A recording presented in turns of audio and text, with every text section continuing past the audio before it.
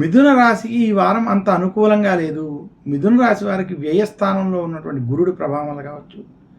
అలాగే రవి గురువులు కలిసి వ్యయస్థానంలో ఉండడం, వారికి లాభంలో శుక్రుడు కొంత ప్రభావం అనుకూలంగా ఉన్నప్పటికీ, ఇదే కాకుండా మిథున రాశి వారికి బుధ రాహువులు దశమంలో ఉన్నప్పటికీ, వారికి ఈ వ్యయంలో ఉన్నటువంటి రవి గురుల ప్రభావం చేత, అలాగే బుధ రాహువుల కలయిక ప్రభావం వల్ల పనులయందు టెన్షన్లు, ఆటంకాలు అధికంగా ఉండడం, ఖర్చుల బాధలు అధికంగా ఉండడం, ఆకస్మిక ఖర్చులు, ఇబ్బందులు, ధన నష్టము కలిగేటువంటి స్థితి ఈ వారం ఉంది.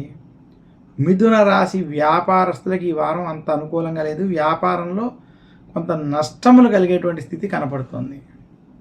మిథున రాశి రైతాంగం, సినీ రంగం వంటి రంగాల్లో ఉన్నటువంటి వారికి ఈ వారం మధ్యస్థం నుండి చెడు ఫలితాలు అధికంగా ఉన్నాయి. మిథున రాశి స్త్రీలకి కుటుంబంలో కొన్ని సమస్యలు, అనారోగ్య సమస్యలు ఇబ్బంది పెట్టేటువంటి స్థితి ఉన్నది.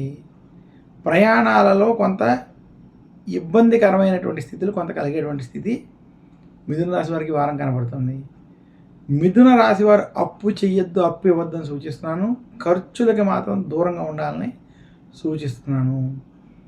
మొత్తం మీద ఈ వారం మిథున రాశి వారికి కొంత చెడు ఫలితాలు అధికంగా ఉన్నాయని, ఉద్యోగస్తులు రాజకీయ ఒత్తిళ్ళకి, ఉద్యోగంలో టెన్షన్కి కొంత ఇబ్బంది పడేటువంటి స్థితి కనబడుతుంది.